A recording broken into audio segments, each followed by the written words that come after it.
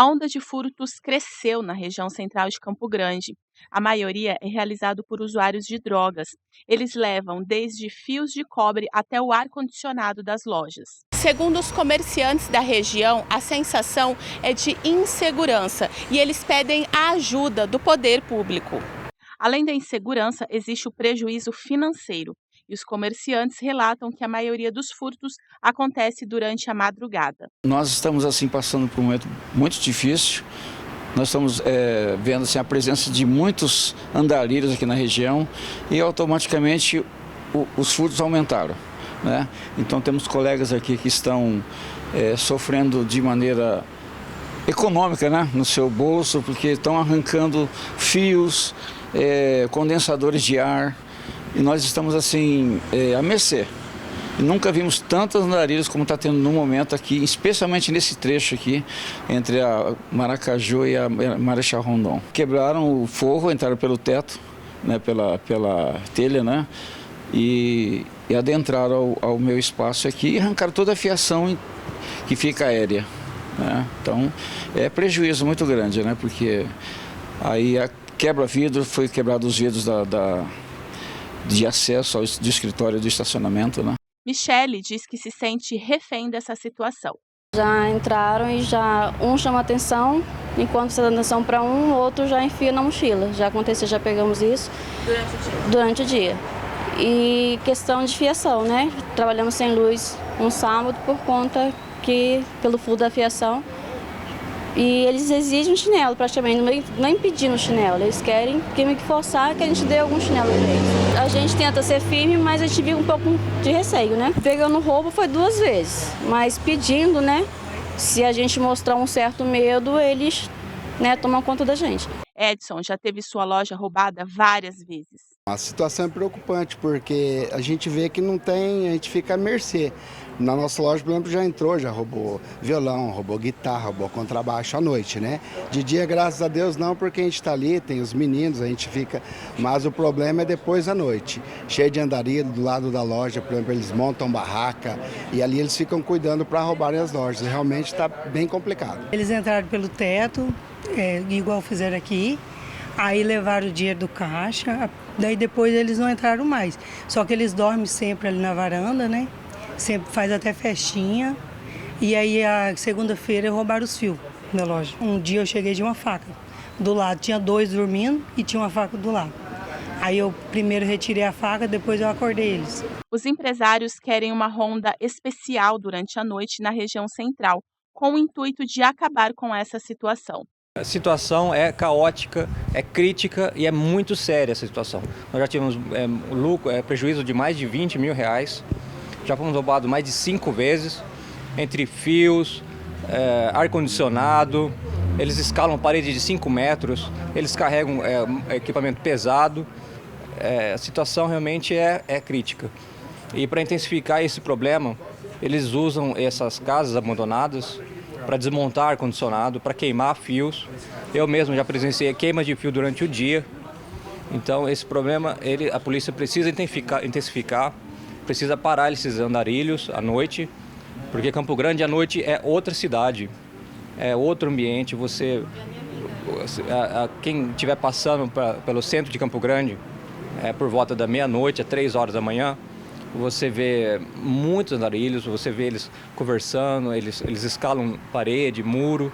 Para eles não tem dificuldade nenhuma. A gente já teve até nossa vitrine quebrada para roubar peças de roupa. Qualquer coisa que eles possam trocar por droga, eles vão quebrar, eles vão furtar.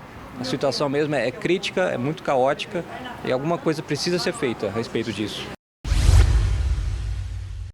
Estão em Mato Grosso do Sul 700 militares da Força Aérea, Marinha e Exército Brasileiro e de outros países, como a Alemanha e os Estados Unidos, com a Guarda Aérea Nacional do Estado de Nova York. Eles integram o maior exercício conjunto da América Latina, com foco em guerras irregulares, ou seja, quando o enfrentamento acontece contra uma força que não tem uma organização militar formal, como em casos de terrorismo ou guerrilhas, por exemplo. É uma atividade operacional sob responsabilidade do Comando de Preparo e é conduzida pela Base Aérea de Campo Grande, onde os participantes têm a oportunidade de explorar, de treinar situações encontradas em conflito assimétrico. O brigadeiro é diretor do exercício denominado TAPIO 2023. Ao se exercitarem com mais de 30 aeronaves, nós esperamos que ao final do exercício todos nós saiamos mais fortalecidos, que nós possamos ter as nossas capacidades das Forças Armadas aumentadas ao término desse exercício. Para simular conflitos e transporte de pessoas e cargas, a ação utiliza pelos próximos dias o aeroporto de Bonito, cidade turística sul-mato-grossense. A escolha seria pelos padrões mundiais que atendem aos requisitos militares. De acordo com a CEILOG, que é a Secretaria de Estado de Infraestrutura e Logística, os exercícios não vão atrapalhar os voos comerciais. O aeroporto deve ser utilizado eventualmente até o dia 1º de setembro, sempre em blocos das 10 horas da manhã às 4 horas da tarde e das 6 horas da tarde à meia-noite. Segundo a CEILOG, o aeródromo recebeu investimentos nos últimos anos na ordem de R$ 2.300.000 para modernização e infraestrutura, com foco em atender o turismo e que também permitiram a operação de aeronaves pesadas de carga e de alta performance, como caças. Nas redes de fofocas, só se fala da atriz global Larissa Manoela e o relacionamento complicado com os pais por conta da fortuna construída durante sua caminhada profissional. Seu patrimônio é equivalente a pelo menos 18 milhões, desde que começou a sua carreira aos 4 anos de idade. A briga foi parar até na justiça. A Larissa começou a rever os seus direitos nas 3 empresas das quais era sócia com os pais. Como o assunto repercutiu, nós procuramos o advogado civilista para explicar como funciona na justiça uma divisão de bens, como no caso da Larissa Manoela. O menor até os seus 16 anos, todo e qualquer contrato de gerenciamento de patrimônio é exclusivamente os pais que fazem essa gestão. Quando ele atinge os 16 anos, a legislação entende que todo e qualquer novo contrato que seja feito tem que ter o aceite do menor, ou seja, ele precisa visualizar aquele contrato, aceitar os termos e aí sim esse negócio jurídico pode ser realizado. Depois dos 18 anos, todo e qualquer negócio jurídico em relação contratual é exclusivamente dele. Por exemplo, se aparecer um novo negócio, é aquele contratado que irá analisar se ele aceita ou não os termos. Não precisa mais da gerência dos pais, a não ser que ele queira. Mas nesse caso da senhora Larissa Manoela, não era necessário mais, a partir dos 18 anos. O advogado ainda explica sobre pais que se abstêm de toda a sua carreira para se concentrar apenas na carreira dos filhos. Os tribunais superiores estão entendendo que os pais que se abdicaram das suas vidas para gerenciar a carreira dos filhos têm sim direito a um percentual. Isso é óbvio que é uma discussão judicial, vai levar muitos anos e é preciso verificar o que os tribunais superiores vão entender no final. Após não ter acordo judicial com os pais, a Larissa Manoela decidiu deixar tudo para eles. Ela resolveu reconstruir do zero para evitar mais discórdia. Mas é o seu pai, mas é a sua mãe, mas é o seu irmão, né? Mas é a sua família, mas você tem que entender. Então há ali uma questão de ordem social que às vezes pressiona a pessoa, né, a continuar numa situação, às vezes a não ir atrás dos seus direitos, não visualizar ali que ela tem que sair dessa relação. Porque relações abusivas, né, sejam de ordens financeiras, onde há, no caso da Larissa, né, uma violência patrimonial, às vezes há também uma violência física, uma violência moral, uma violência verbal, não há outra forma que não seja um primeiro rompimento, até para a pessoa conseguir entender tudo o que está acontecendo, né? Até ela conseguir assim, visualizar que aquilo não é de alguma forma normal. Porque senão ela pode acabar também repetindo isso nas outras relações dela, por acabar normalizando um comportamento, um cenário de violência com ela. Mas como lidar com esse tipo de crise familiar se você estivesse do outro lado? Do lado da Larissa Manoela, por exemplo, você teria coragem de abrir mão de todo o seu patrimônio para viver em paz? Eu acho que eu faria a mesma coisa que ela. Eu não doaria, não. Porque o dinheiro é meu, pai. E porque, tipo assim, ela teve muito esforço, né, pra ter aquilo que ela conseguiu, né? Eu não daria de graça mesmo que se fosse família. Eu faria. porque assim, eu acho que família vem primeiro. Independente de quem tá certo ou quem tá errado, eu acho que dinheiro é uma coisa muito banal pra gente poder ficar brigando por isso, né? Eu abriria mão, sim, do dinheiro. Eu faria, para viver nada melhor que a paz da gente. Deitar e dormir no travesseiro é maravilhoso. Eu tava andando hoje e percebi, tipo, o quanto minha mãe é importante pra mim.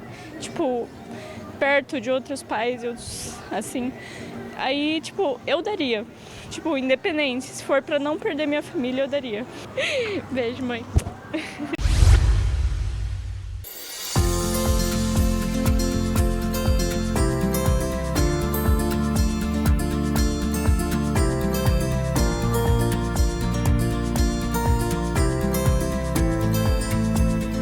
E hoje a gente exibe para você o segundo episódio da série Campo Grande, 124 anos, uma cidade de braços abertos.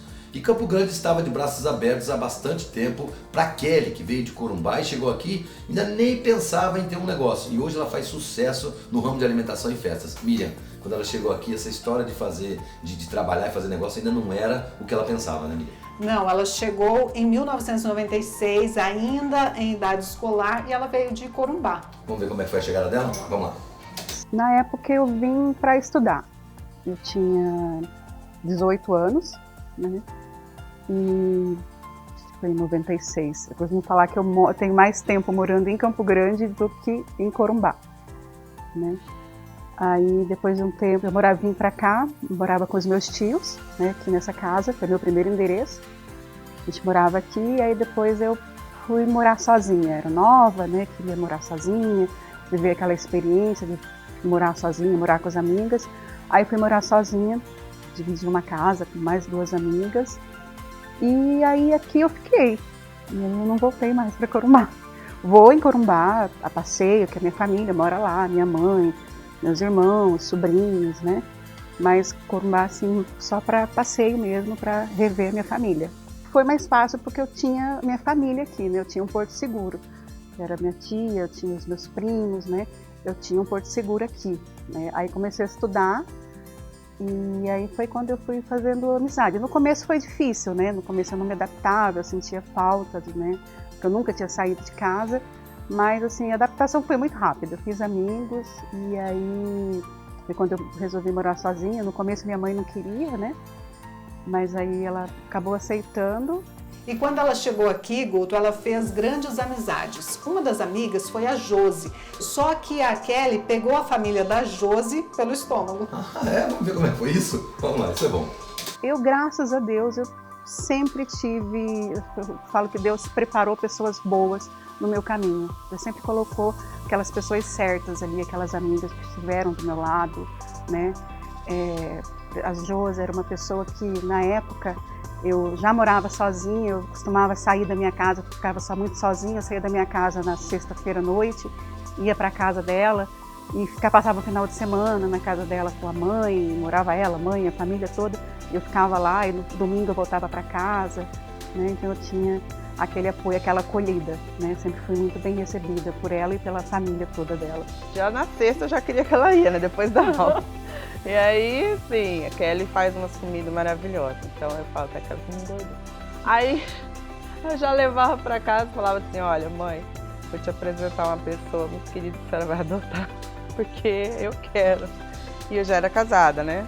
Então, assim, ela sempre se deu bem com a nossa família, tanto com meu marido, com meus filhinhos. A minha guria estava grávida, mas eu já tinha um menino. E minha mãe. Tem um irmão também, que é solteiro, que morava com ela. Então, assim, a gente acolhia mesmo e ali a gente ficava. Final de semana, tudo era bagunça. Todas as festas de família, ela me ajudava com decoração também, que ela sabia fazer. A Josi acabou se tornando uma grande amiga, mas no começo não era bem assim não, Miriam. Tinha muita treta, não tinha? Isso, elas não se gostavam no começo, essa é a grande verdade, né? Então vamos ver essa história que também é boa, engraçada até, vamos lá. A gente se conheceu no período de escola, nós estudávamos juntas, né? No começo uma não gostava da outra. Gravidez, né, amiga? Você sabe. A gente não gostava, uma não ia com a cara da outra, ela não gostava do perfume que eu usava. Menina, ela usava um perfume que eu falava, eu vou matar essa mulher. Sério, eu entrava na sala de aula, eu só queria matar ela. Mas aí eu falava assim, aí Deus vai tratando, né? Foi pegando a barriga, foi crescendo, foi parando os enjoos, me apaixonei por ela, por mim. Viramos melhores amigos e todo mundo falava, uai, mas vocês não se odiavam? Então, tem disso. E aí minha filhinha nasceu, e aí foi. Ela fala que meus filhos, os filhos dela também. Eu falo assim que a família dela me adotou, né? A mãe dela, Dona Alzira, o marido dela, o Expedito. Ela tinha um filho que hoje está um manjarrão, era pequenininho, de berço. E era aquela casa que eu gostava de ficar, sabe? Final de semana, eu não queria ficar em casa sozinha, então era para lá que eu ia. Era lá que eu almoçava, e a gente fazia as festas, e cozinhava, e ficava ali. Às vezes ia para lá no sábado e voltava no domingo à noite para casa. E em meio a todas essas dificuldades, Miriam, tinha uma dificuldade que ela teve que suplantar, que foi o seguinte. A Josi acolheu, a família da Josi acolheu, mas não tinha espaço para todo mundo não, né, Miriam? Não, elas moravam, na verdade, a Josi morava em um AP e lá a Kelly foi acolhida. Vamos só conferir como foi essa Todo mundo história. amontoado, é isso? Todo mundo amontoado. Vamos ver como é que é. Morava, muito comédia, viu? Um apartamento, você vai ver. Num quarto morava eu, meu marido e meu filho. E meu bebê dentro da minha barriga. Na sala, Kelly. Sala no sofá. No outro quarto, meu irmão e no outro, minha mãe. E tinha a sua irmã também. É, eu tinha uma irmãzinha. Minha irmãzinha dormia com a minha mãe. Dormia com a sua mãe? E assim era. Olhador mesmo, né? Eu morava no sofá da sala. Para todas as casas que eles mudaram, eu mudava junto. Primeiro foi o apartamento, né? Aí eu mudei para o apartamento, final de semana era onde eu morava. Aí e depois foi para casa. E foi indo, e até hoje. A Josi já é acolhedora, mas, na verdade, já vem da mãe dela essa característica de ser uma pessoa acolhedora. Quer dizer, já mostra que o Campo Grandense é acolhedor faz bastante tempo, né? Isso é bom da gente ver também, quer ver? A mãe dela, a Dona Alzira, já tem esse lado de acolher pessoas, porque a mãe dela, eu não sei se ela faz ainda, ela sempre fez um trabalho muito bonito na igreja. Ela é voluntária numa casa de pessoas de rua até hoje. Né? Então isso é acolher, né? Cuida das pessoas. E a gente encontrou no meio dessa conversa toda mais uma pessoa que trabalha hoje com a Kelly e que admite que nós somos um povo que ama festa, mas sem perder foco nos negócios, né? Isso é importante também, né? Isso, a Leidiane falou sobre isso e a Kelly confirmou. Então, vamos ver isso? Bora. O Campo Grandense ele é bem festeiro.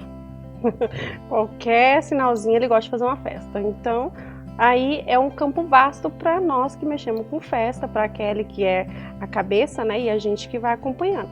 Então, a gente é um campo bem vasto, é um mercado aberto e aí tem todo esse envolvimento que é onde acaba abrindo mais oportunidades, né? Pra gente que está começando ainda. Falavam que o Campo Grandense é um pouco frio, mas com ela não aconteceu nada disso aqui. Foi tudo de boa. Foi tudo de boa. Quer ver como o Campo Grandense é receptivo? Às vezes as pessoas comentam, né? O Campo Grandense é um pessoal meio frio, meio fechado, mas eu não tenho isso. Todas as pessoas que eu conheço, os Campo Grandenses sempre me acolheram muito bem e me acolhem, né? Hoje, né? Tanto que no meu trabalho é a população campograndense que me acolheu e que faz o meu negócio crescer.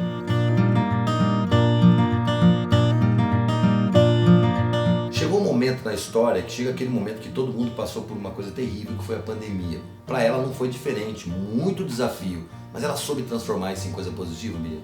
Sim, ela aproveitou esse momento para crescer ainda mais, trouxe aí pratos de outras regiões e conseguiu prosperar. Tem prato de Corumbá? Tem. Então vamos ver. Vamos ver. Quando veio a pandemia, o nosso segmento de eventos foi um dos mais afetados. E aí eu me vi sem ter como me manter, sem ter como me sustentar. E aí uma amiga, Campo Grandense também, me sugeriu, falou, por que você não começa a fazer feijoada aos sábados? No começo eu achava assim, eu falava assim, quem vai comprar feijoada todos os sábados? Né? Ela falava, não, Campo Grandense gosta. E aí eu apostei todas as fichas e comecei a fazer, né, a feijoada e foi um sucesso. Aí a gente caiu nas graças das pessoas, as pessoas começaram a indicar, tem até um grupo no Facebook, chama Onde Ir em Campo Grande. Então as pessoas começaram a comprar o meu produto e me indicar nesse grupo do Facebook, sabe? E aí o negócio explodiu. Um prato que eu preparo, que é típico da minha cidade, né, que eu amo de paixão, que eu aprendi a fazer com a minha mãe, que a minha mãe aprendeu a fazer com meu pai, é o sarravulho. Né, um prato típico da minha cidade. Ele é feito com coração bovino, fígado. Então, quando a gente fala, o Campo Grandense ele já meio que torce o nariz. Ele fica assim, nossa, mas o que é isso? Mas aí quando experimenta, né, gosta. E aí todas as vezes que eu faço no meu delivery, eu anuncio, eu mando mensagem, eu aviso, aí todo mundo já quer. Ah, eu quero. Ney, você para pra mim, eu quero. E assim. Miriam, a gente sempre encerra o nosso episódio tentando traduzir um pouquinho do que essa pessoa pensa sobre a nossa cidade, sobre as pessoas que nasceram aqui. O que ele pensa sobre isso? Ela pensa sim que nós somos um povo acolhedor. Então vamos ver? A gente volta com você no próximo episódio de Campo Grande, 124 anos, uma cidade de braços abertos. É uma cidade que te recebe de braços abertos. A população é uma cidade muito boa para se viver. Aqui, para mim, tem tudo. Aqui eu tenho os meus amigos, aqui eu tenho minha família também, aqui em Campo Grande. Meu negócio prospera muito aqui também, né? Então aqui, para mim, Campo Grande é tudo de bom. É uma terra de oportunidades? Uma terra de oportunidades, com certeza.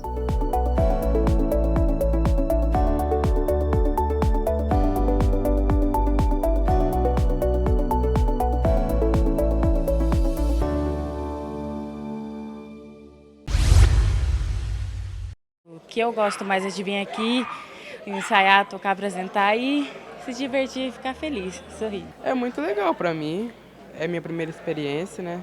Nessa banda maravilhosa que eu gosto muito. Esses são os jovens Wendy e Diego, beneficiários dos serviços da APAI. Eles fazem parte da banda musical promovida pela instituição. Os dois, desde cedo, lutam por um mundo mais inclusivo e mostram que nada os impedem de alcançar seus objetivos. A família, claro, sempre dando aquele apoio. No começo eu me assustava, não vou mentir. Para mim, né, eu tinha um susto muito grande.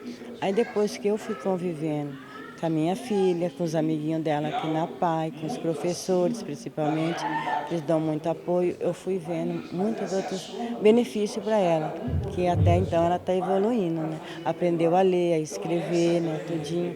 Isso para mim é muito bom, né? Eu procuro fazer tudo que dá no meu alcance para ele, né? Viaja bastante, que ele gosta, né? A gente viaja muito. Eu sempre ao lado dele. Não fico longe dele para nada. A Semana Nacional da Pessoa com Deficiência Intelectual e Múltipla acontece anualmente e este ano está sendo realizada entre os dias 21 e 28 de agosto e conta com diversas atividades para usuários e familiares.